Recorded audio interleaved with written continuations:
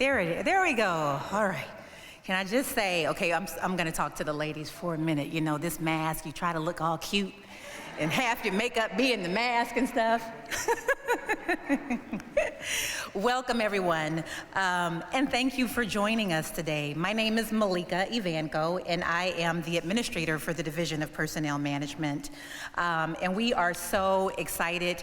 I remember we had talked about, trying to trim it down and make sure that only the awardees, along with their family and friends, were here. But you all have a lot of friends and family. So thank you all for coming. We are here to celebrate our diversity awards and our Virginia Hart Award. I would like to just first welcome our Governor, Tony Evers.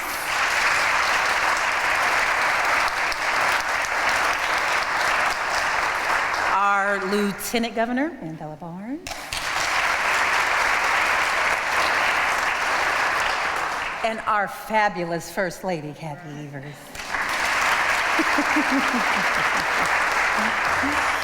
I have to say, a couple of years ago, we weren't able to have it last year, but a couple of years ago when we, I think it was right after they had been inaugurated, and we were so surprised that they said yes, all three of them, to us.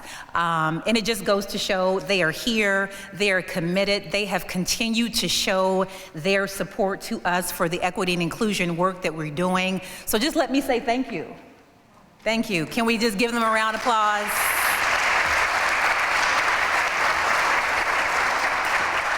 I would also just like to take a moment to just welcome a few members that we have here, which includes our members of the new Governor's Council on Equity and Inclusion. I know that we have First Lady Chair, Secretary Krim, who's in the house today. We have some of our agency secretaries. If you are here, will you wave your hand? We know that, yes, thank you so much. Your leadership is awesome, so thank you for your support.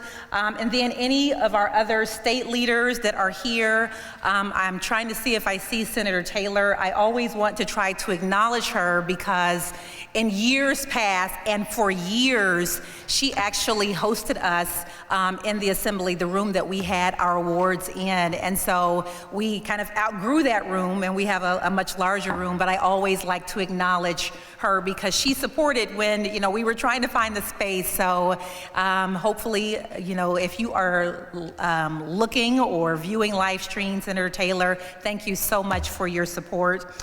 And then to all of you who are watching, thank you for joining us. We would love to have every single person that would like to attend here, but unfortunately, we are still dealing with COVID-19, so we are unable to do that. But thank you for those who are tuning in by live stream. And then to our winners, our nominees, congratulations. Can we give them a hand? Absolutely. I have to say that, we have dealt with so much collectively over the past year, 18 months, right? You cannot say the year 2020 without everyone doing just that collective sigh about something, right? And that sigh represents a lot of things, whether it's the gravity of the pandemic, the civil unrest, the social injustices that we have had to deal with. All of us have had to deal with something, whether it's personally or professionally. I almost said amen, but sorry, I was kind of back in church there. Amen? So whether it's that heaviness, it's been an unforgettable year, and it has profoundly impacted our lives. But, there's always that but, or however, through the chaos, through the crisis, we have persevered. Some of us are coming through it, but we are coming through it, and we are all the better for it. We have learned so much, we have overcome so much, and I think when we talk about our workforce and our umbrella, we have learned to meet people where they are. We have learned now more than ever before for the continued need for a flexible, diverse, and responsive workforce. We have learned how to adapt, to reshape, and be creative on the fly. And I'm sure all of us have had to do that. And that goes towards our policies, our processes, our programs. This time has really showed us just how resilient we are. And of course, we all know that we've had a few turbulent patches, but again, we've persevered. And that's why I'm so excited to be here today, because we are able to recognize and celebrate the great work that is happening across our state. Even in the face of unprecedented times, you all have excelled and have done great work. And your nomination is not taken in vain, and we don't take it lightly. So we want to celebrate you today. I know that we all have a million things going on, both in our professional and personal lives, but thank you. Thank you for taking this moment in time to recognize our incredible state employees and the great work that they are doing and the extra miles that they are going to really serve the citizens of Wisconsin. Thank you so much. And with that, I am very proud to turn it over to Governor Evers for remarks.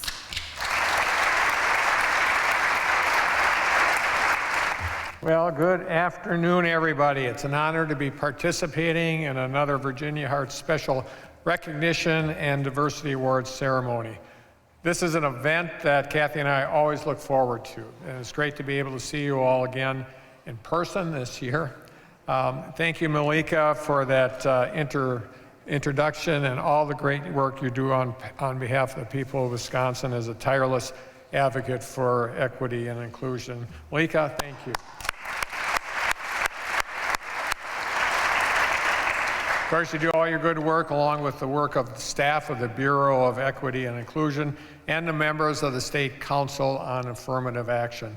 The work is absolutely critical to the success of our state and the work to make Wisconsin a more welcoming and inclusive place. As you know, these last 2 years, as Malika has talked about, there's been immense challenges for all of us as we've grappled with both the public health crisis of COVID-19 and the public health crisis of systemic racism and inequity in our state and across the country. The pandemic and our national reckoning around systemic injustice have brought to bear disparities in health, as communities of color were among the most hardest hit by COVID-19, as well as many other systemic barriers and inequitable policies that existed, frankly, long before COVID-19 gave us a visit. Addressing racial inequities and building a state that works for everyone has always been a central focus of this administration. That's why I propose a number of equity-focused provisions in my state budget. They included creating a cabinet-level chief equity officer and equity officers in many of our state agencies. And also bringing folks with more diverse backgrounds into state service is always a top priority for us. I also propose significant investments to address health inequities, support entrepreneurs of color, making sure that we have good systems of public transit in the state of Wisconsin, reforming our criminal justice system, and promoting environmental justice. While many of those provisions were taken out of the budget, then we turned our focus and attention to combating the disproportionate impact of COVID-19. Besides millions of dollars to make sure that we were approaching and trying to combat vaccine hesitancy, we provided more than $450 million to support diverse businesses and communities to recover from the pandemic. These are all important steps forward, folks, but frankly, we know we still have a long way to go towards making Wisconsin a place where everybody can succeed. So today, after celebrating those state employees and programs that rose to unprecedented challenges of the last year and went above and beyond to prioritize equity and inclusion, Let's leave this ceremony further inspired and further invested in this critically important work. So with that, I can't wait to hear more about the folks doing this work.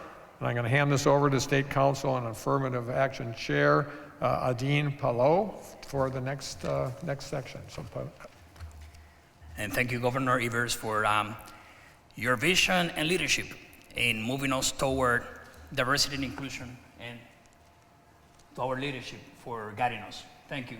Thank you. Buenas tardes a todos. Good afternoon to all. My name is Adine Palou, and I am the chair of the State Council on Affirmative Action, and I'm really surprised and happy to hear how many of us can speak Spanish as well, and muy contento, muchas gracias. So, no, but thank you. So the State Council on Affirmative Action was created in the Wisconsin statutes in 1977 with the charge of overseeing and advising the state workforce efforts in affirmative action. The Diversity Award is one of the ways by which we recognize the outstanding efforts by state departments, universities, and employees to advance diversity and inclusion in our state.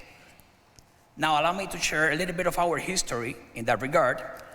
The Council created the Diversity Awards in 2000 to honor those programs that were working toward goals around equity and inclusion. In 2019, we created individual awards to honor specific employees that were champions, helping us promote diversity and inclusion. It has been my honor to be a part of this award program for the last 5 years, and personally witnessed the incredible initiative and accomplishments of our workforce and talent. On behalf of our council, we want to thank you for all you do. You are champions that are making Wisconsin a better place, a more inclusive place, a place that is ensuring belonging for everybody. I would also say that it has been my honor to invite several keynote speakers to our award celebrations in order to celebrate the accomplishments and stressing the importance of the work that we do. So today we have joining us Joaquin Altoro, CEO of the Wisconsin Housing and Economic Development Authority, and Marie Somers, Councilwoman of the Oneida Business Committee. We look forward to the important message and insights they have to share with us. Mr. Altoro, please join us. So the way I'm gonna say hello is, since we amongst family, I wanna say, hey, can I get one in return? All right, I was gonna actually do Spanish, but let's mix it up, you know, in the spirit of diversity today. Governor, Lieutenant Governor, First Lady, fellow cabinet members, elected officials, and all of the wonderful, beautiful people today, good afternoon. It is my honor and my privilege to serve on the Governor's Council on Equity and Inclusion and be with you here today to celebrate the unsung heroines in state service and pay tribute to those leaders, agencies, educational institutions, and programs that are making great strides in equity, diversity, and inclusion. As Governor Evers' appointee serving as CEO of the Wisconsin Housing and Economic Development Authority, WHEDA, I'm committed to opportunity for all and finding ways to reach and better serve those for whom the American dream remains out of reach. Because we know that safe, affordable home is so much more than just walls and a roof. Home is about stability, building generational wealth and opportunity, educational opportunity, job opportunity, economic opportunity, and securing the future. I'm fortunate and humbled to lead an organization that plays a role in building a better future for Wisconsin. At WHEDA, I'd like to think that we make dreams come true. Through our people, partners, programs, and policy initiatives, we work to increase home ownership, improve access to quality, affordable multifamily housing, and promote economic opportunity. I came to this position as a banker who got my start in Milwaukee, the sons of parents of Mexican and Puerto Rican heritage. Growing up, money was tight. My mother was a public school teacher, and my father worked as a welder. And a job he lost when manufacturing jobs left the city of Milwaukee. They struggled to make ends meet, a source of conflict that eventually led them to divorce. Sadly, an all too familiar tale. As a child, and later as an adult, I saw the toll that hard times took on families and communities.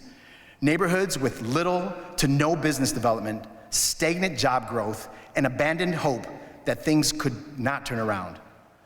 For me, my education experiences were the difference maker. My mother was insistent. She was insistent that I receive a quality education and grow to be an independent thinker. She enrolled me in a majority African American math and science specialty middle school program, where I came to understand the Black experience in Milwaukee as the only Latino student in that school. Curiosity and a zest for learning, not only about the subjects, but also the people, helped me fit in and excel. And I had people in my life who took me under their wing and invested in my success. For example, my boss at a small mortgage firm, he paid for me to take real estate courses at the Milwaukee Area Technical College and introduced me to an attorney who taught me all about real estate legalese. With that knowledge, I opened my own real estate brokerage and loan business at the age of 19. Who knew that back then that one day I would be sitting with the governor talking about leading WIDA?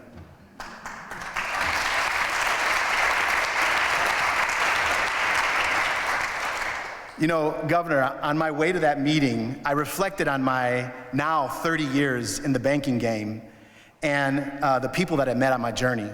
Like Town Bank CEO Jay Mack, who I happened to meet at a Hispanic Chamber of Commerce event. We struck up a rapport, and in time, Jay offered me a position to expand Town Bank's operations from Waukesha County to all over southeastern Wisconsin.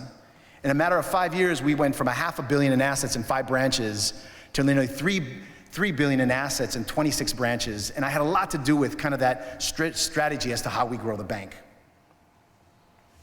In time, I came to meet Mainz Atal, who later joined me leading WIDA, but then served as the head as the Hmong Wisconsin Chamber of Commerce, a CDFI, essentially kind of a nonprofit bank.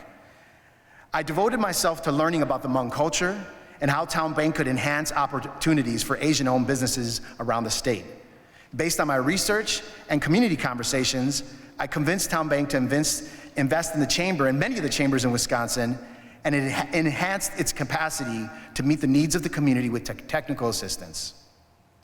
Fast forward, and now it was me and the governor talking about the future of the state, about ensuring housing and economic opportunity for all in both urban and rural communities and everything in between, and changing the lives of the underserved and the underrepresented. When I said yes to serving as the CEO of WIDA, I was saying yes to the people of Wisconsin. I was saying yes to drawing upon our collective strengths to make the greatest impact. And I was saying yes to prioritizing equity, diversity, and inclusion. So I wake up every day curious and ready to learn, energized by WIDA's mission and making a difference, expanding WIDA's reach and meeting the unmet needs. Of course, WIDA cannot do it alone. We rely on our partners, lenders, developers, stakeholders, communities, and policymakers. You know, together, we are cultivating an ecosystem to expand equity in affordable housing and economic opportunity. We know at WIDA, it starts with us. We are building a healthy internal culture rooted in equity, diversity, and inclusion to drive change and innovation that shapes how we serve and support the external ecosystem of our communities, stakeholders, and partners. During my time at WIDA, the WIDA team has traveled the state connecting with communities and learning directly from residents right where they live and work, and hear firsthand about the challenges they face every day. We ask questions, and then we listen. Then we work collaboratively on solutions with innovation leading the way, as together we rethink how do we do housing. You've heard the phrase, if we build it, they will come. I say, let's flip that notion on its head. Let's not presume we know what's best for the communities. Let's start with the people and then design and build for their well-being. Thank you.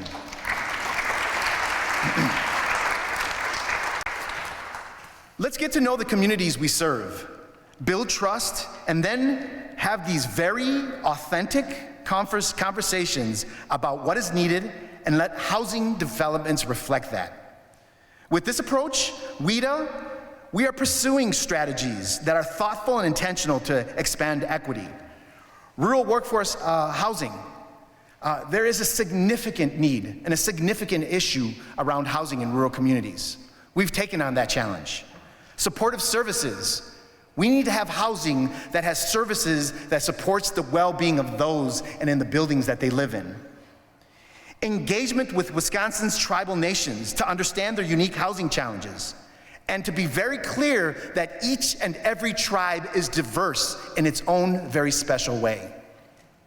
Expanding equity and opportunity for emerging developers, developers of color, women developers, disabled veteran developers. We have rural communities that are screaming for the attention of developers. They can't get them to come there. So then let WIDA participate in building the pipeline of developers. A bold study on CDFIs. CDFIs, you know what's interesting about them is that they can be a little bit more aggressive in their approach in lending. They can take on a little bit more risk. And they also do a significant amount of hand-holding with small business, startup businesses. So right now we're identifying opportunities to increase our ability to serve them so that they can then serve the underserved markets. And then addressing the significant, and I will say it one more time, the significant disparity of African American and Latino homeownership in the state of Wisconsin. This work is not easy. As a leader of color, I have been challenged in working to build relationships with tribal nations, rural communities, and communities of color.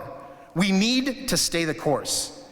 These are places where we need wins, even small wins. If we begin to see movement, it will have such a rippling effect that mountains will be moved and lives will be changed. So before wrapping up, I want to leave you with an observation. Curiosity, it's a superpower.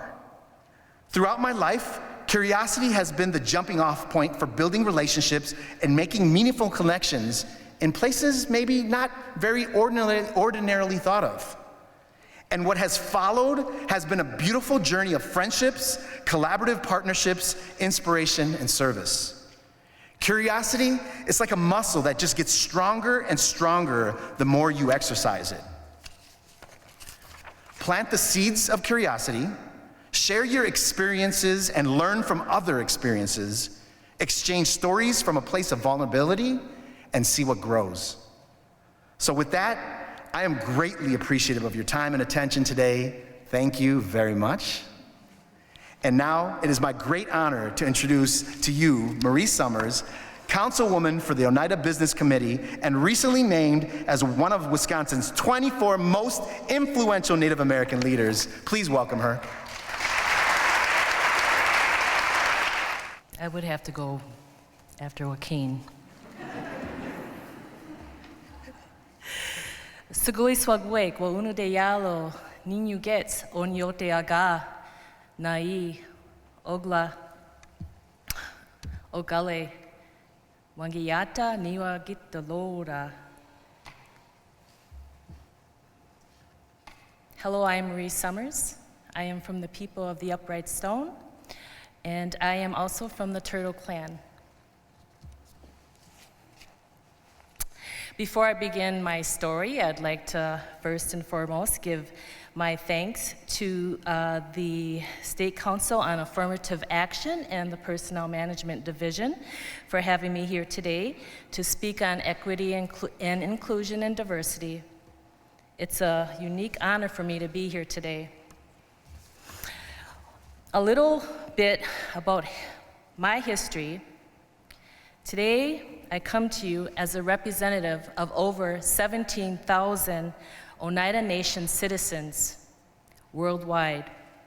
The Oneida Nation is an indigenous nation federally recognized, and our reservation was established in 1838.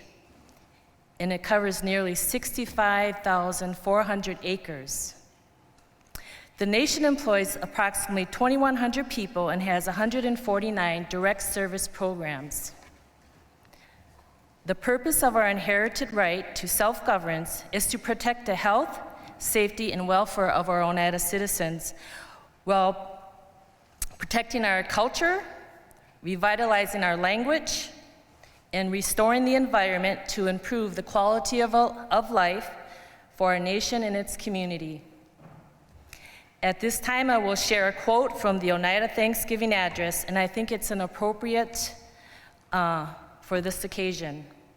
Today we have gathered, and we see that the cycles of life continue. We have been given the duty to live in balance and harmony with each other and all living things.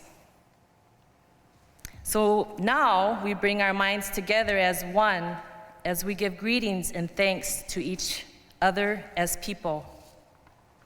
I am honored to be here today to talk to you about equity, inclusion, and diversity, and the importance of creating inclusive policies. To begin, my national origin, ethnicity, and culture represents 2.9% of the United States population. As you look at me, you see indigenous features with brown skin tones and dark braided hair. A braid which represents much more than a hairstyle, it represents a strong cultural connection, and when braided, it intertwines the mind, the body, and the spirit. The color of my skin represents the ancestors before me who sacrificed their land, culture, and language to make sure we still exist today. My clothing is influenced by past traditions that tell stories of our creation, legacy, and experiences.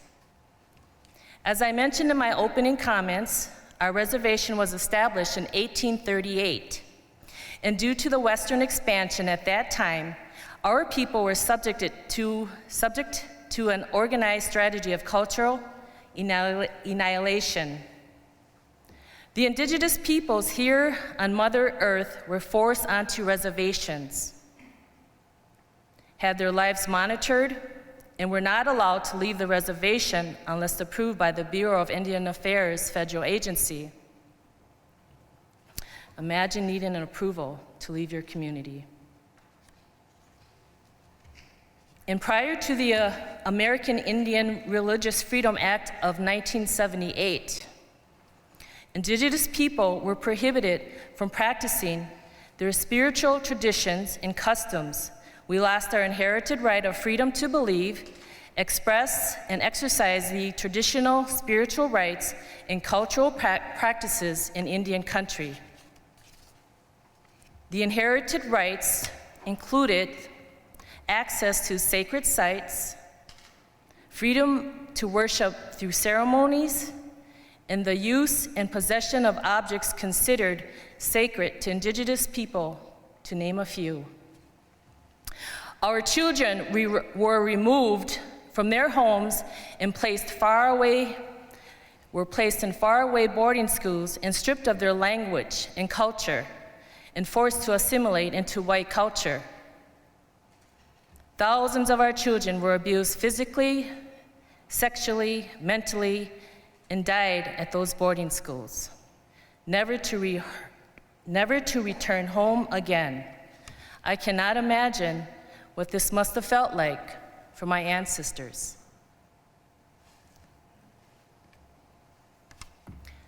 Thankfully, this past summer, because of the thousands of unmarked graves discovered, United States Interior Secretary Haaland announced that her department would investigate these schools and the lasting impact on the lives of the indigenous people who were left with their ancestors' firsthand trauma still to this day. By now, as you can see, diversity was not accepted. Inclusion did not exist. And the word equity was just a word in a dictionary. Historically, these critical components have not been embraced, encouraged for Indigenous people. To simply put it, diversity, equity, and inclusion just did not exist for us. Policy was designed to eradicate our Indigenous principles and our traditions. The federal government's policy towards Indigenous peoples and the sentiments of white Americans in general included a varying combination of racism and greed. Historically, the marginalized population of this land also suffered horrific policy decisions that dehumanized and oppressed them.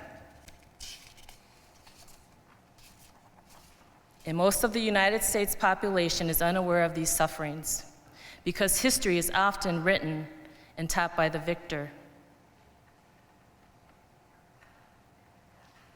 Today, we are on a slow and steady path to create change and teach the hard truth so we can better understand and empathize with their stories and prevent a repeat of history that is untold. Embracing the diversity which exists in various groups, communities, and nations enables effective decision-making, innovation, and economic growth by promoting deeper informational processing and complex thinking. By making a concerted effort to take unfamiliar path that leads to the expansion of diversity and equity philosophies, we can create policies that are fair-minded, innovative, and result in higher quality decisions, including everyone, especially women leaders. We must intentionally build connections with women leaders in order to understand their point of view, which helps us see the world through their eyes and gives us a better understanding of who they are. This will This will provide a sense of belonging and promote an inclusive culture that will make women leaders feel respected and valued as an individual or within a group. For women leaders to succeed in any environment, they need to feel a level of supportive energy and commitment from their peers and those who are in government making decisions on their behalf. This commitment will embrace the notion of equity not experienced in the past. Lastly, a community built on equity, inclusion, and diversity is strong, diverse, and vibrant. Together, equity, inclusion, and diversity break down barriers, close gaps, and meet the needs of all the constituents to ensure positive outcomes across the community. Again, I thank you for the invitation to speak here today. Remember to always have a good mind, a good heart, and a strong fire. Please join me in welcoming the First Lady of Wisconsin State, Kathy Evers. Yonko, thank you. Well, thank you all so much for being here. I think we just heard two very wonderful speeches and two very personal experiences that reflect the fabric that is often ignored in this state. And that's the cultural fabric that runs so deep. And it's always a great day when we can celebrate the diversity of Wisconsin. It's always great when we can celebrate the varied experiences that aren't always put at the forefront. So thank you all so much for taking the time to share with us this afternoon. I was supposed to thank First Lady Evers. That's what was written down in my comments. So gotta do this on the fly. But again, was actually supposed to congratulate somebody. I just work on the fly. So the Virginia Hart Award is just one way that we are honoring individual contributions to the state this afternoon. A very important way that we honor the contributions to this state. And while the Diversity Awards began with a focus on honoring agency and university programs, it is the work of individuals that serves to bring success and progress to our state government. Strides towards the advancement of equity start with the footsteps of solitary, committed individuals. These are the leaders that we recognize in our institutions as mentors, as advocates, as magnetic pioneers who inspire us to join their walk towards creating a more inclusive, more diverse workplace, a more diverse culture, and a community that not only welcomes, but a community that empowers all. And these are the individuals whose impact and legacy endure generations, whose work motivate all those that they touch and come in contact with to continue to carry on this torch. These are the people that we'll honor here today under the individual award categories of the Diversity Award. These are not only trailblazers in their field, but they have focused their careers around providing equitable service, creating inclusive spaces, and elevating diverse communities. And while these may be individual awards, we recognize that it always takes a team to get anything done. And I think they'll all tell you the same exact thing. I've been honored to lead my office with the core principles of equity and sustainability, and one of the least sustainable things you can do is not value the diversity of your workplace, not value the diversity of the spaces that you're in. This is all important as we do the work to encourage, promote, and improve the well-being of Wisconsin. And with that, it is my honor to, I hope this introduction is right. It is my honor, I should just say it's my honor to make an introduction and let whoever wants to come up here speak.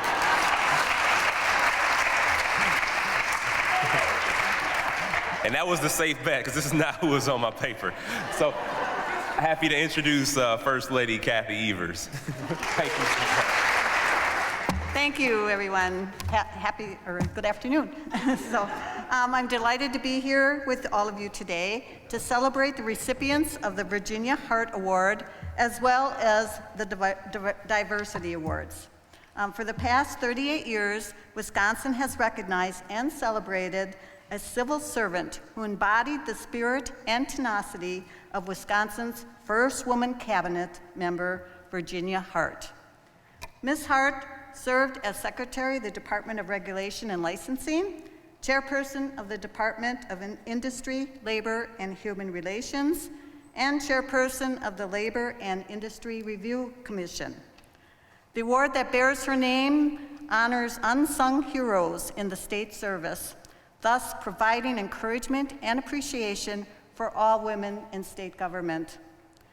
The award seeks to recognize women who share the following qualities: esteem from peers, acceptance of responsibility beyond their job description, extraordinary and sustained achievement of assigned tasks, performance recognition from clients, community service, self-improvement, and overcoming obstacles to reach peak performance. This year, the award selection committee has named 2 honorable mentions to this award. The first honorable mention is Angela Limsgren of the Department of Health Services. Angela is the Regional Director for the Northern Region of the Office of Policy and Practice Alignment and has worked for the state since 1999. Angela is described by her peers as a hardworking, dedicated advocate, team member, proud mother, and passionate care provider who hits all the qualities this recognition seeks to exemplify. The second honorable mention is Shelley Rush, Department Unit Director of the Criminal Litigation Unit at the Department of Justice. Shelley began her state service in 1987 as an assistant district attorney. She's described as a gifted orator, serving as the voice of hundreds of victims throughout her career. She's highly respected by those within her unit, DOJ, and among all state prosecutors. She has dedicated her career to giving the most vulnerable people in our state a voice in the criminal justice system. Let's have a round of applause for Angela and Shelley for their well-deserved awards.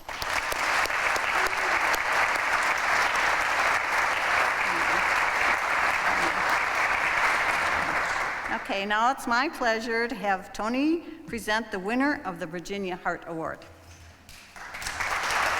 Thanks, Kathy. Glad we could do that dance together like that. Always rolling with the punches. Now it's my honor and pleasure to announce and introduce to you the Virginia Hart Award recipient for this year. The selection committee, and I especially like that she possesses all the qualities that this award recognizes and embodies. The winner of the Virginia Hart Special Recognition Award is Connie Chesnick.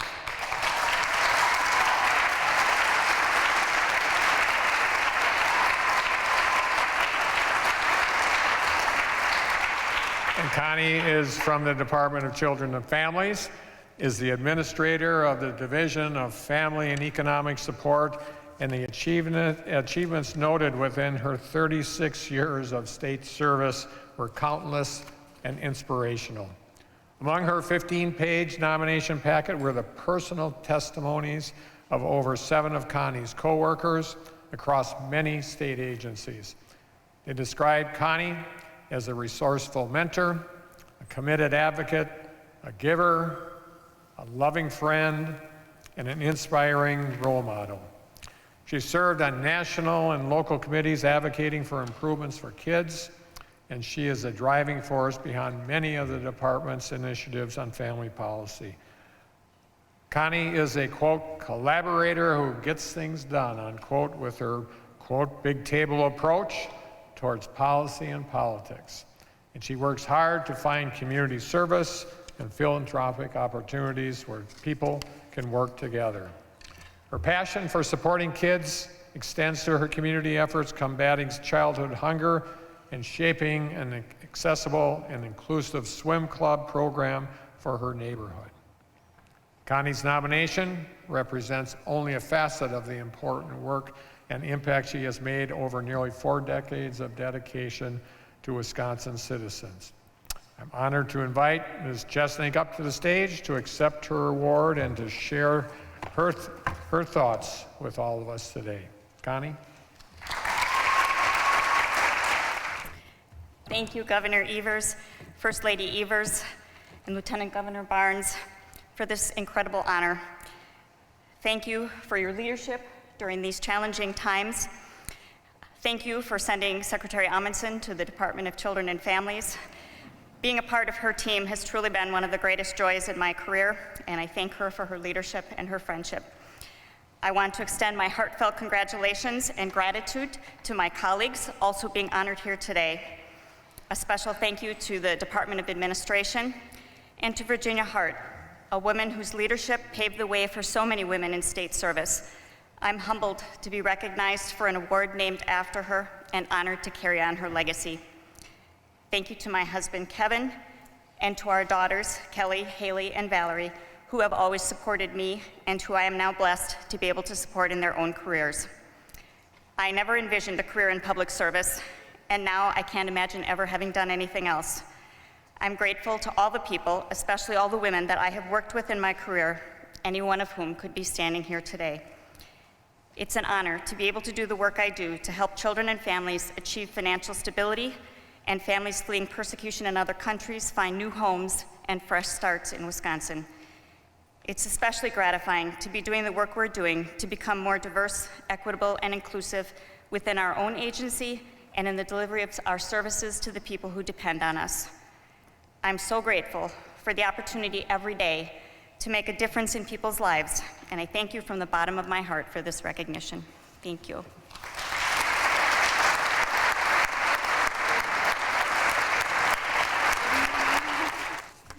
Well, congratulations one more time. And I am back, again, Mandela Barnes, Lieutenant Governor, here to introduce the Vice Chair of the State Council on Affirmative Action, my good friend, Corinda Rainey Moore, who will present the award under the Diversity Award category of Outstanding Leadership. Good afternoon, everyone. My name is Corinda Rainey Moore, and I am the Vice Chair of the State Council on Affirmative Action. And it is my honor to be here to recognize all of the awardees today. The Council created the Outstanding Leadership Award in 2019 to recognize those state employees who emerged as change makers, as movers and shakers at the forefront of the charge for a more equitable and diverse workforce. The council received many competitive nominations under this category, another testament to the incredible work performed throughout the state at any given time. But through all these gleaming nominations, there were two that shined the brightest. In honor of the competition in this year's nominations, the council selected an honorable mention to this category in addition to the award winner.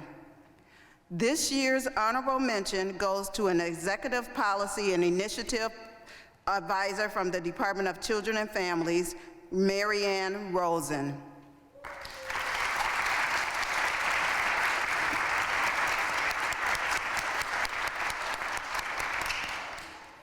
Mary Ann's supervisor described her as an instrumental leader in creating a safe and respectable culture for staff, amongst many other accolades.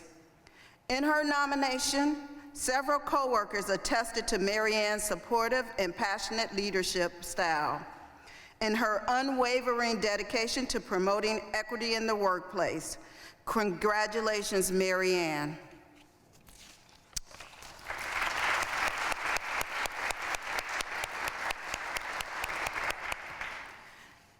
And like Mary Ann, the 2021 winner of the Outstanding Leadership Award also works for the Department of Children and Families as the Director for the Office of Urban Development in Milwaukee. In her nomination, she has been described by many coworkers as a relentless advocate for equity in her workplace and community, a key innovator, collaborator, and leader in the department's diversity and inclusion initiatives, and an incredible colleague and friend. The council is honored to bestow this year's Outstanding Leadership Award upon Bianca Shaw.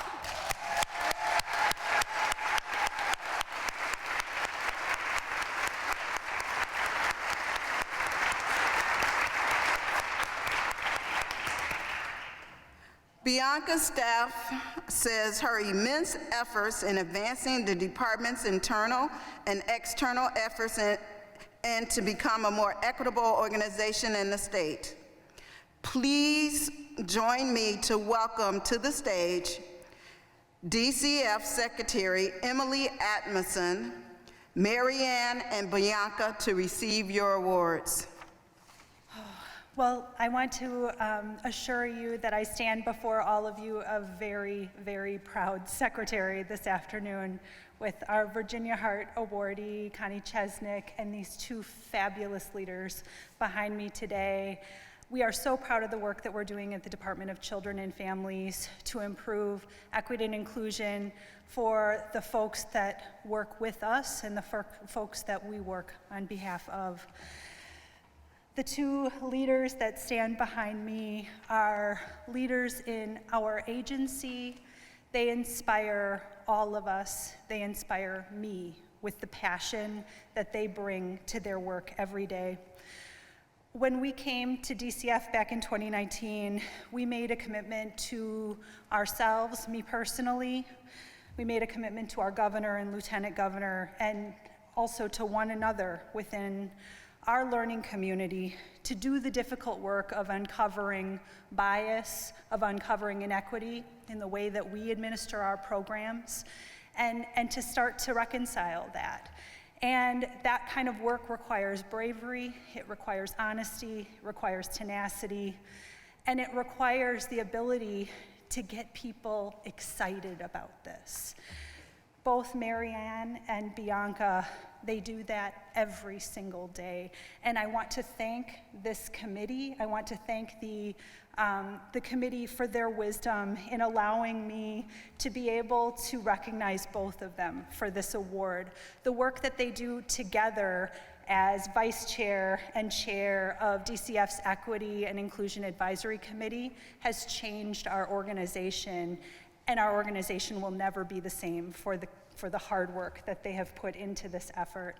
So I want to thank both of them, and I want to invite Bianca to say a few words.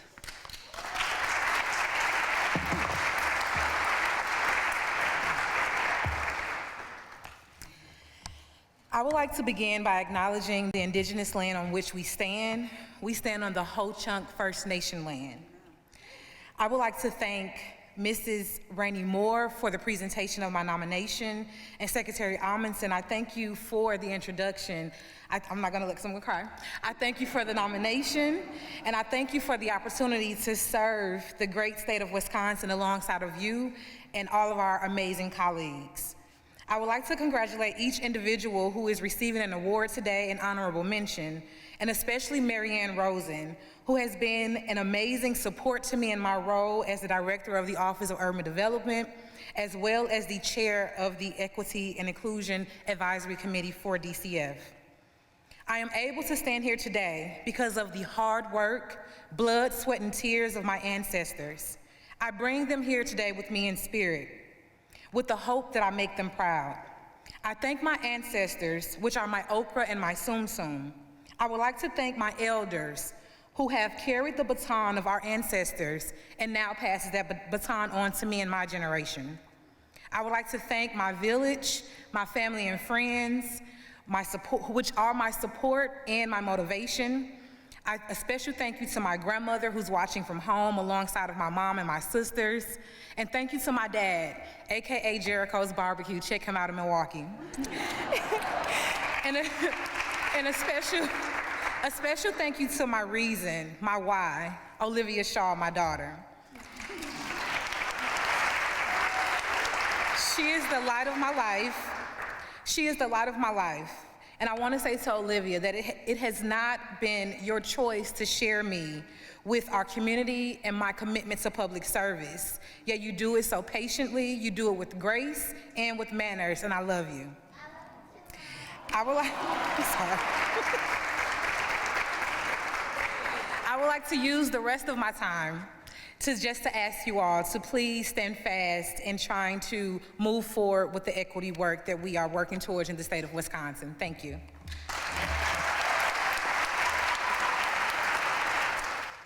Now I would like to welcome Fabiola Hampton, SCAA member, to the stage to announce the winners of the Lifetime of Service Award. Fabiola.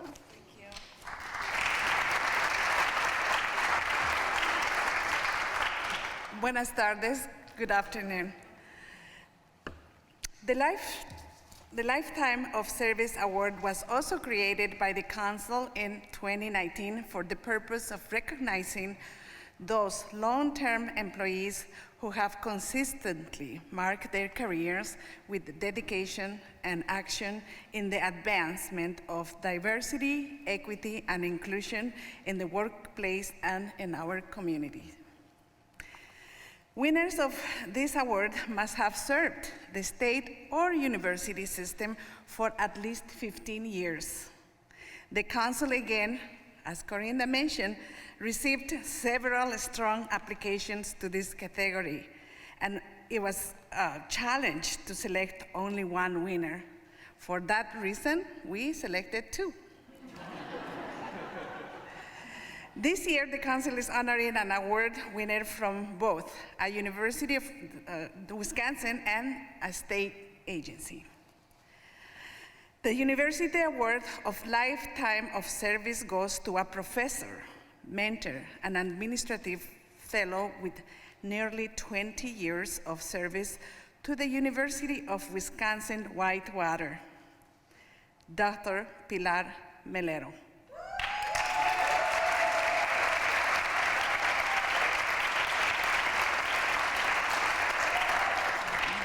Dr. Pilar Melero has been a champion of equity, diversity, and inclusion not only for the university, but for the state and the nation. She has published several peer-reviewed works concerning Latinx, Chicano, and Hispanic students, as well as in the advancement of gender equity. She is a driving force behind the creation of courses specific to Spanish for the Spanish speakers, women's rights, and also led revisions to the Race and Ethnic Studies minor program. Dr. Melero is always available to help students, faculty, and staff in areas of gender and Latinx equity. Please join me in welcoming Dr. Kelly Yambro and Dr. Pilar Melero to the stage to accept this award.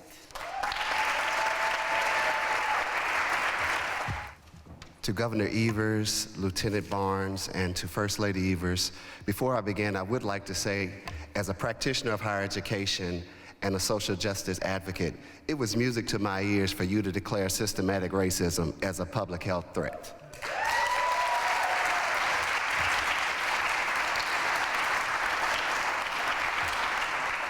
2 years ago, we stood in this place, Dr. Dwight Watson and myself, along with Dr. Roger Pulliam, as he received the first Lifetime of Service Award. We did not know that 4 months later he would succumb to illness and would die. We are elated to have him be the first recipient of that award. And as the criteria came out for this year, there was no need for me to look any further than Dr. Pilar Melero.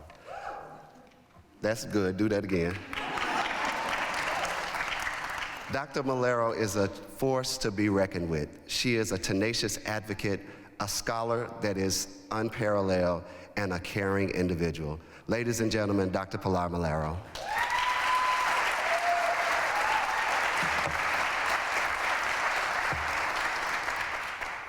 Thank you, Dr. Yarbrough, for that warm introduction. Thank you, Governor Evers, for hosting us, First Lady, and Lieutenant Governor Mandela. And thank you to the State Council on Affirmative Action for recognizing my work. I also want to thank you, Courtney Lutke, my first mentee at the university, who's also with us today. I am humbled at being selected for the University Lifetime of Service Award in recognition, a recognition first bestowed upon a dear mentor, Dr. Pulliam. He mentored me when I came to the university, so it's really an honor to get this award after him. This award is not mine alone. It belongs to my colleagues, friends, and mentors at UW-Whitewater, to race and ethnic studies, and to languages and literatures, as well as to the academic community beyond the university. To my students who inspire me always. This award is for Dr. Elizabeth Kim, whose brilliance and kindness have guided and informed my own work. For Chandra, Laura, Krista, Ellie, Lauren, Liz, Rosie, Maria Elena, Paul, Nenher, Holly, and countless others who never tire of working on behalf of social justice. Este premio es para mi madre, que movió montañas en pos de mi educación. She made sure that the curse that tradition had placed on her, a second-grade education because women did not need more, was not my curse. Gracias, Mama. She's watching from home. For my father, whose vision and courage brought us to the US, he underwent the perils of bracero life in search of opportunity para sí mismo y para los suyos. Gracias, Papa. This award is for my family. Jean, right here. Isabella, David, Leo, their dad, and Corey, who are all here with me. Your love carries me through each and every day. It is for Black, Latinx, LGBTQ, and other Mundo Zurdo dwellers who have been told that college is not for them. I was told that.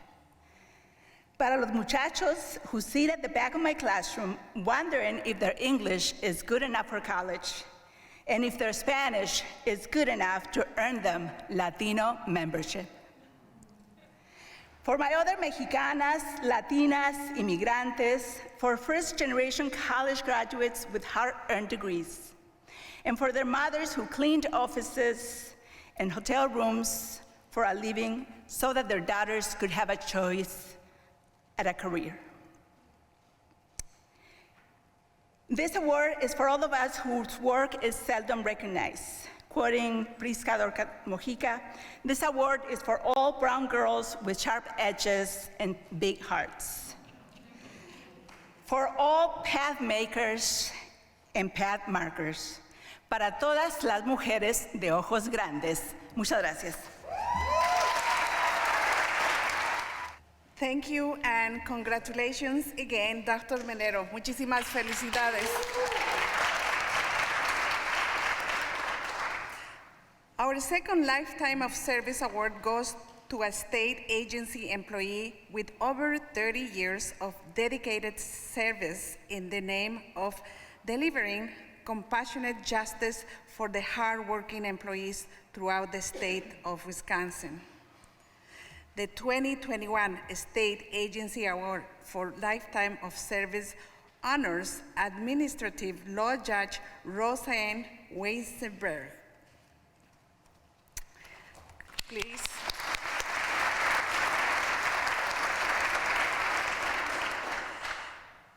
Judge Roseanne, I'm sorry, I mispronounced your last name. I'm going to try it again. Weiserman,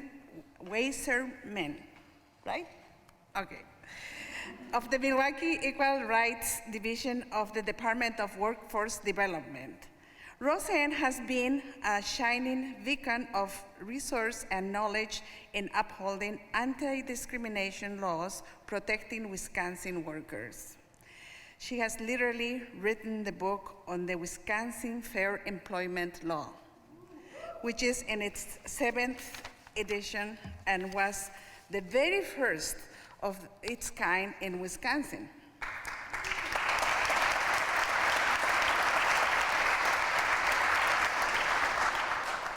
Roseanne's enthusiasm and passion for her work is infectious and inspires those around her to approach their work in the same way.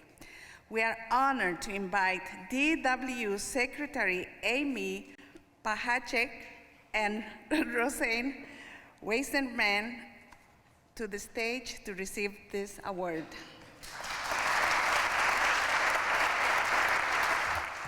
So good afternoon, and thank you, Councilmember Hamden, for your kind introduction and for pronouncing my name correctly. I am very, very impressed. So the Wisconsin Department of Workforce Development is proud to congratulate Roseanne Wasserman for being selected for the prestigious Lifetime of Service Award. Roseanne currently serves as an administrative law judge for our Equal Rights Division, a position she has held since beginning her employment with the state in 1991. In her role, Judge Wasserman has been on the front lines of protecting Wisconsin workers against discrimination in the workplace. During her 30 years of service, Roseanne has heard more than 2,500 cases involving sexual harassment, racial discrimination, issues concerning disability accommodations, family and medical leave complaints, religious discrimination, and many, many more.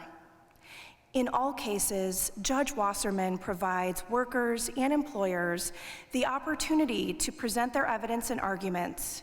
She listens to the facts and makes a fair determination on whether a violation of the law has taken place, and if so, how best to remedy that situation. I believe her dedication to this work alone well qualifies her for this award, yet her impact in promoting diversity and equity goes so much deeper. When Roseanne first began her career as a trial attorney, Wisconsin did not have a comprehensive guide to employment discrimination law, making it difficult for workers and employers to navigate their rights and responsibilities. Given Roseanne's already extensive work protecting workers from discrimination at the time, the State Bar of Wisconsin asked Roseanne just to write a chapter on discrimination law. But her submission was so thorough that the State Bar chose to publish it as a standalone guide.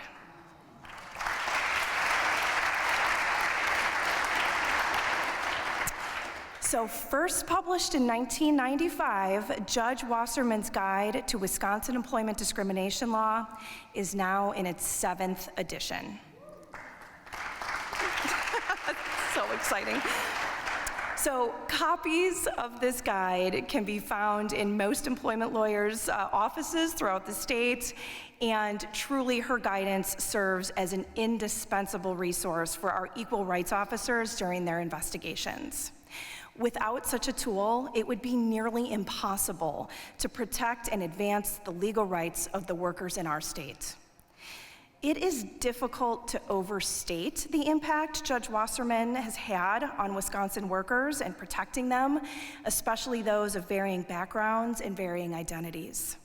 So for this, I would really love to congratulate Roseanne and thank you for your exemplary service to DWD and the state of Wisconsin.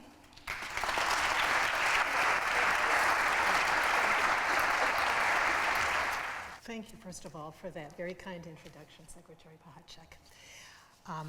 Well, first of all, I would like to express my deepest gratitude to the State Council on Affirmative Action for selecting me for the award and for honoring my career as a judge at the Equal Rights Division of the Department of Workforce Development.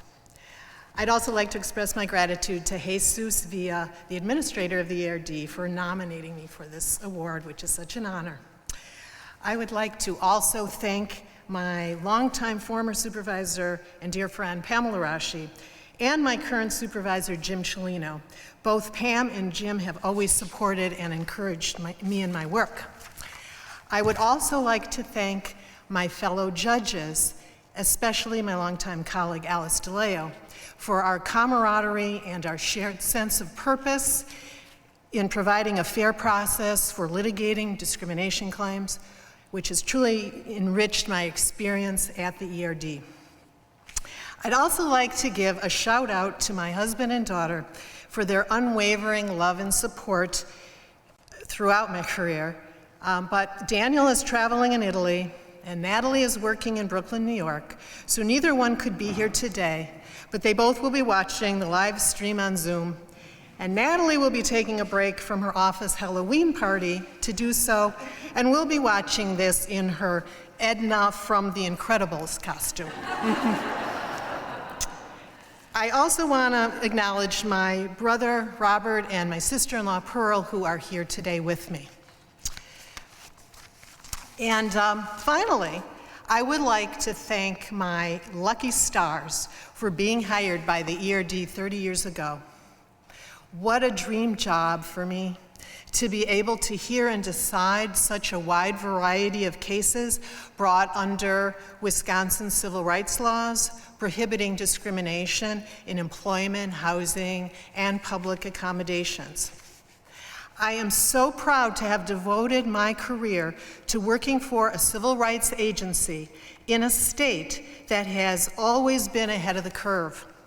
Wisconsin was one of the very first states in the country to enact a law prohibiting employment discrimination based on race, color, and national origin, and did so 20 years before the federal Civil Rights Act of 1964 was enacted. And then, over the years, Wisconsin has continued to expand its laws and became the first state to ban discrimination in employment based on disability, and then became the very first state to prohibit discrimination based on sexual orientation. But the fight for civil rights continues in Wisconsin and elsewhere. In an era of anti-government backlash and pushback against the expansion of civil rights, agencies like the Equal Rights Division have become even more important. So I greatly appreciate and am so honored by this award. Thank you very much. Congratulations again, Roseanne. Moving on, now I would like to please join me in welcoming the Director of the Bureau of Equity and Inclusion, Loris Lincoln. Loris, come to the stage. She will introduce the Agency Diversity Award categories. Thank you very much. Thank you, Fabiola, and congratulations again to our award winners so far. We are now transitioning to the last portion of our awards program, where we will present the Diversity Awards and Ann Lydecker Educational Diversity Award upon this year's recipients.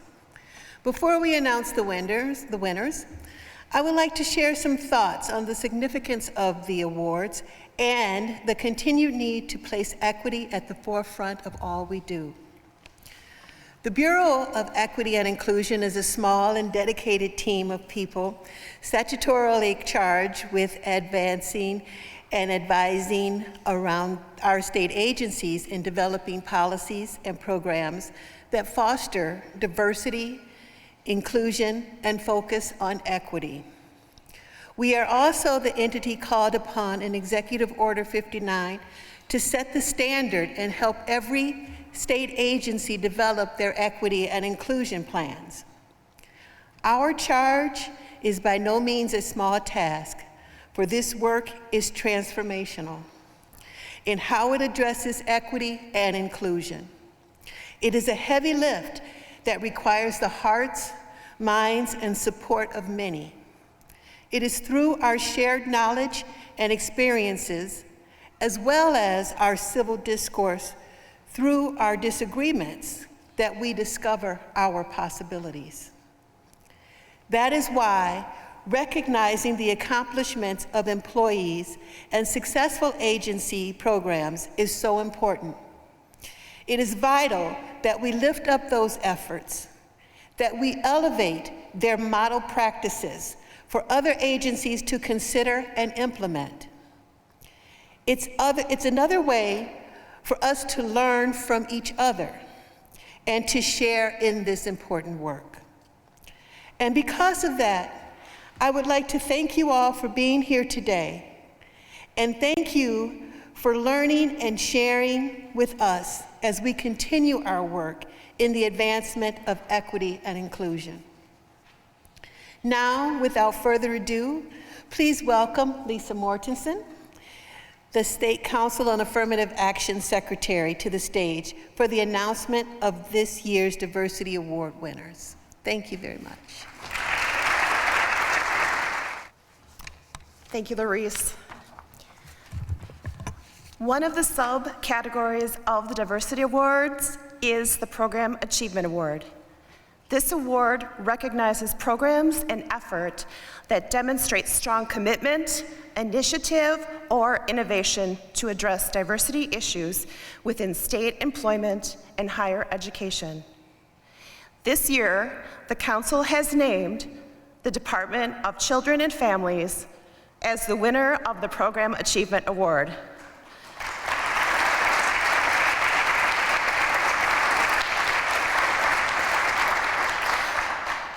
For its innovative and inclusive Back to the Future project. Please join me in welcoming, once again, DCF Secretary Emily Amundsen to the stage to accept the award. On behalf of Secretary Amundsen, let me share with you how profoundly proud we are of our DCF staff and leaders, from our entire leadership team. Our gratitude both to the committee, to the governor, lieutenant governor, and first lady for having us here today. Our Back to the Future program and its related strategies, our Anywhere Wisconsin hiring initiative, our wage equity work, and our focus on culture have made concrete, measurable improvements in the lives of our staff and progress on our equity work. Working together, we've significantly cut pay gaps, both by race and gender, for DCF staff, materially improving people's lives. Our Anywhere Wisconsin strategy has let us compete across the state for talent, allowing us to place more managers and staff in rural areas and throughout our regions, diversifying and enriching the pools with which we can pull from. Our hybrid work programs have allowed us to not just bring people to jobs, but bring jobs to people. It's opened the door to increase the diversity of our applicant pools, increasing not only the number of folks of color who are applying for those jobs, but the number of applicants of color who are hired into those positions in concrete, meaningful ways. And that work has also resulted in our ability to cut in half the gender gap between our supervisors and staff at the agency level. And folks, we are just getting started in that work.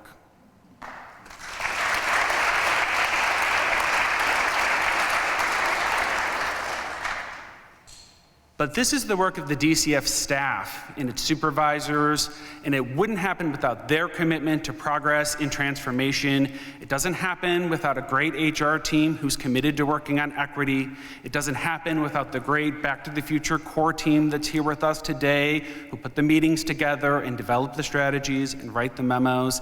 It doesn't happen without change champions embedded in every division and every team working to steward that culture all the way along. And hybrid work doesn't happen without IT teams and help desks and facilities folks who make it happen for the rest of us, but sometimes have to work in the office in order for that to happen.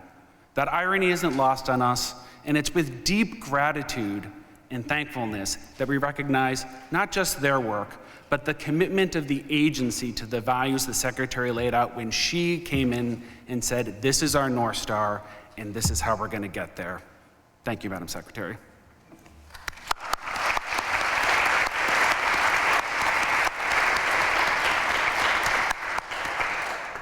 And lastly, to all the DCF staff who are around the state and watching from home, it's with great gratitude that we've been able to work with you. There's no one else that we'd rather do this work with. From the DCF leadership team, thank you. Congratulations again, DCF. At this time, I would like to introduce State Council of Affirmative Action member Karen Nelson, who will present the 2021 Diversity Award. Good afternoon. Thank you, Lisa. The SCAA established the Diversity Award in the year 2000 to recommend the achievements of outstanding affirmative action and equal employment opportunity practices among state agencies.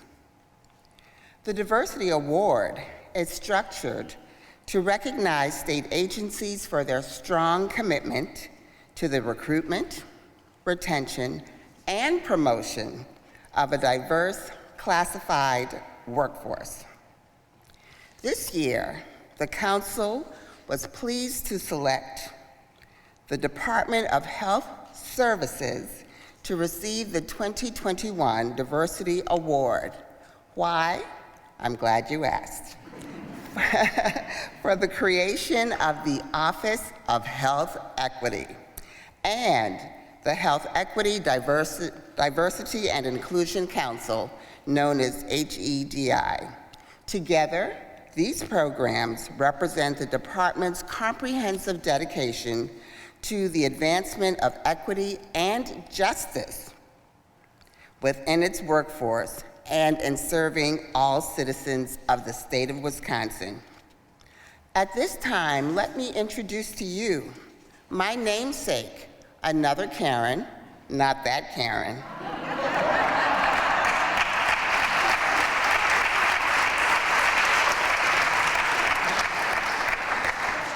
Please join me in welcoming DHS Secretary, the phenomenal Karen Timberlake, to the stage to accept their award. All right, well, good afternoon, everybody. I am so pleased to accept this award with the wonderful team at the Department of Health Services who did all the work and gets all the credit. As you have heard from all of my colleagues, we are humbled and honored to do the work that we do every day with the people we get to do it with. So before I turn things over to one of our key leaders, let me just tell you a little bit about how we got to the establishment of both the Office of Health Equity and the Health Equity, Diversity and Inclusion Council. This work really began out of the tragedy of the murder of George Floyd in the summer of 2020. And with the response to that was created all across the agency, all across the state, all across the country, the team of people that you see behind me and many, many more, who I'm sure they will tell you about, really came together and decided that it was time to meaningfully transform not just what we were doing at the Department of Health Services, but how we were doing it when it came to our internal work around diversity, equity, and inclusion, but also our work in our policies, programs, and practices. And so out of that commitment were born both the Office of Health Equity with our inaugural director, Michelle Robinson, Dr. Michelle Robinson, who I think is here. Where's Dr. Robinson? Hey, Dr. Robinson. and the Health Equity, Diversity, and Inclusion Council, which is our way of both broadening and deepening the engagement of our staff in this work. We intend these structures to be permanent. We recognize the incredible leadership that we are fortunate to have with our governor and our lieutenant governor and our first lady, and we recognize that people like me come and go. The intent of both of these structures is that they will endure and they will continue to transform the way we do this work. And before I pass things over to one of my colleagues, I also want to say that what has impressed me as much as anything about the work of the team that you see with me is the way they have gone about living into and modeling diversity, equity, and inclusion in the way that they have developed the work that they are being honored for today. They have been inclusive in all that they have done. They have disrupted and transformed every power structure they could find across the agency, and we are truly the better for it. And this is on top of their day jobs and running a little thing called the COVID-19 pandemic response. So I am very honored and pleased to be able to introduce to you Tanya C. Evans, who is the chair of the Health Equity, Diversity, and Inclusion Council, and she'll say a few more words.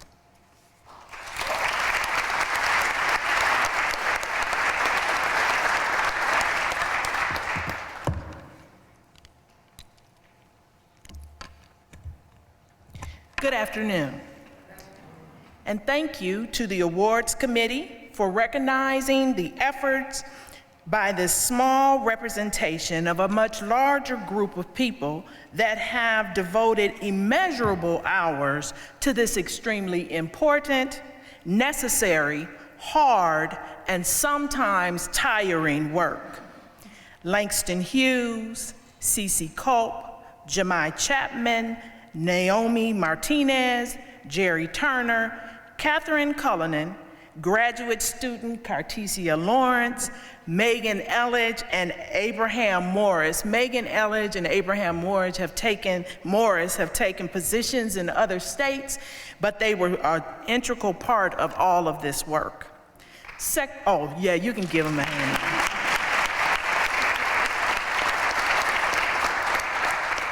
Secretary Timberlake, thank you, Karen, but not that Karen. Secretary Timberlake, thank you for your kind words and unyielding support of the efforts of this passionate, innovative, visionary, and fearless group.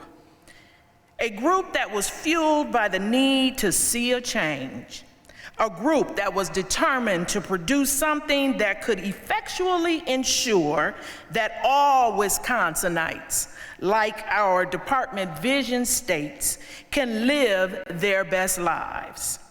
I refer to this group as fearless because it took bodacious courage to actually get this work from small talk to an actual well-staffed Office of Health Equity and a Health Equity, Diversity, and Inclusion Council. It took someone to speak truth to power and inform that DHS's response to the senseless death of George Floyd was inadequate. To boldly assert that now is the time for DHS to live up to its mission to protect and promote the health and safety of the people of Wisconsin.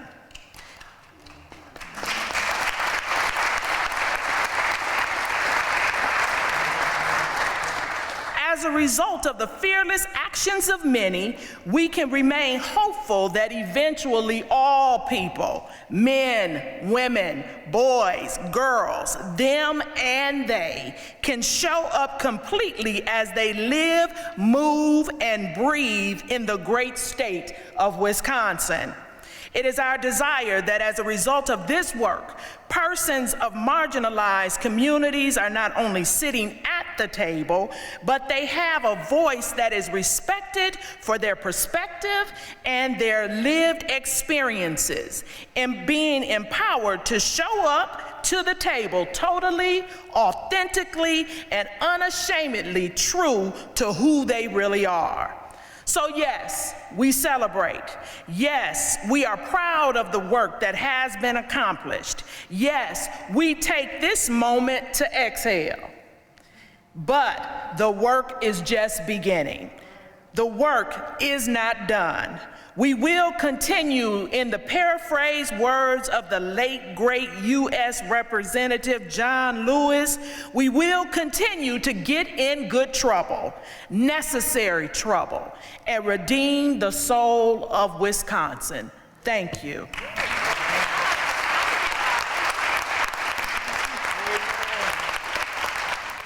Wow, that was awesome. Congratulations again. Yes, they deserve a second round of applause. Congratulations, Secretary Timberlake and DHS, for your well-deserved award today. Now, please join me in welcoming my fellow SCAA member, Alenka Dries, to the stage to announce the final award winner of the afternoon. Good afternoon.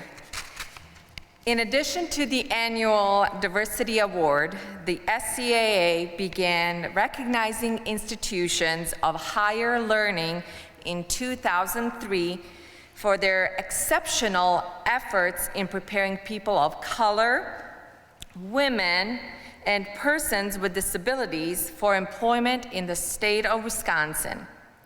In 2004, the award was named the Ann Lydecker Educational Diversity Award to honor UW River Falls Chancellor Ann Lydecker.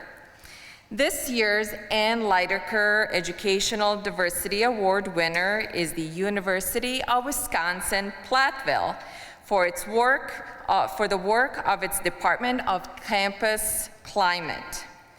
The department demonstrated a sincere commitment to the recruitment, retention, and promotion of a diverse workforce through various actions and programs, including the facilitation of the Midwest Culturally Inclusive Conference.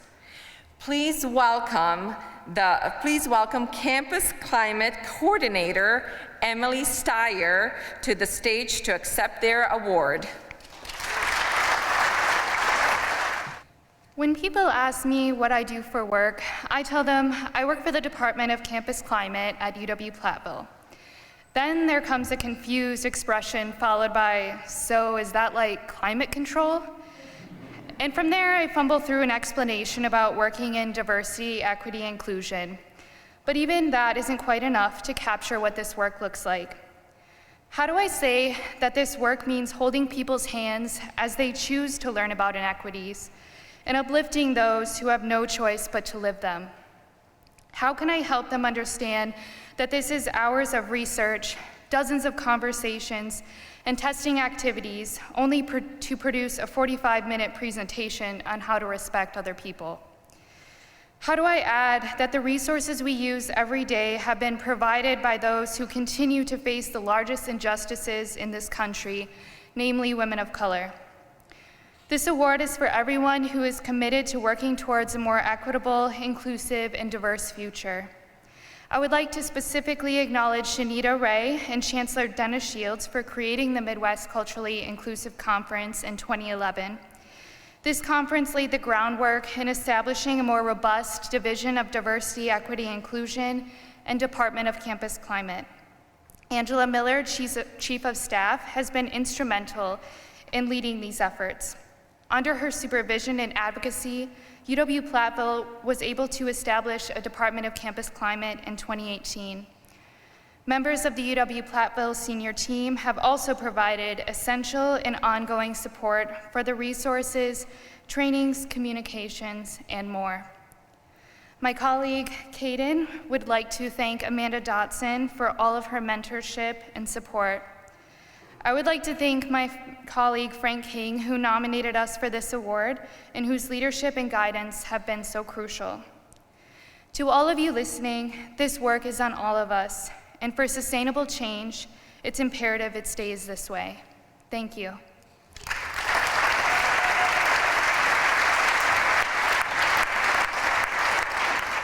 Congratulations again, UW-Platteville.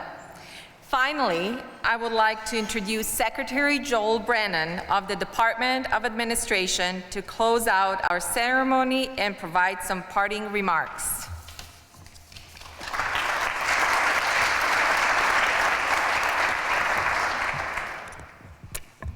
Thank you.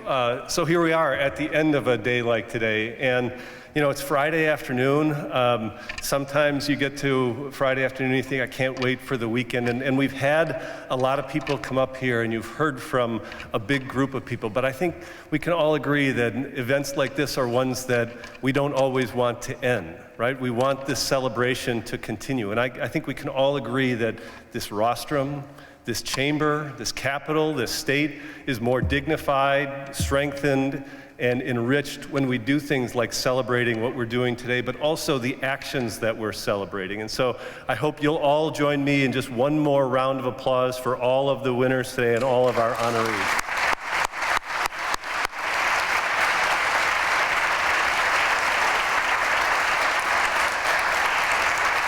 And Governor Evers, First Lady, Lieutenant Governor, it's always an honor for me, it's always an honor for all of us to stand before you, but it's even more of an honor, I can say, for me and my colleagues to stand behind you in the incredibly important work that you're doing around diversity, equity, and inclusion that started on your first day. It started earlier in your career, but started on your first day as governor, and so we appreciate the work that you continue to do and the values that you espouse. And I also want to thank and express my gratitude and the gratitude of the people across the enterprise to the Division of Personnel Management, Malika Ivanko, for your work and the work of your team throughout the pandemic over the last 18 months. You have been on the front lines of all of this work. So Malika, really, we appreciate the work that you do.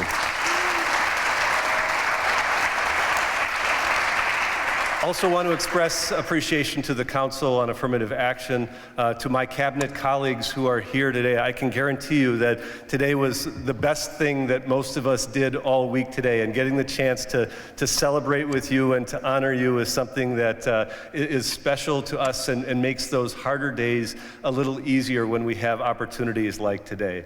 And finally, I want to also thank and honor all of the awardees, but not only you, but the people who you have acknowledged, the people who have stood with you and stand behind you in all the important work that you do. Because if anything we have expressed today, it's the individual work that you do, but the collective action that we all espouse and the collective action that we do that really makes a difference in our state. So please accept again the congratulations of all of your colleagues. I've never been prouder than on days like today and more honored to be your colleague here in state service.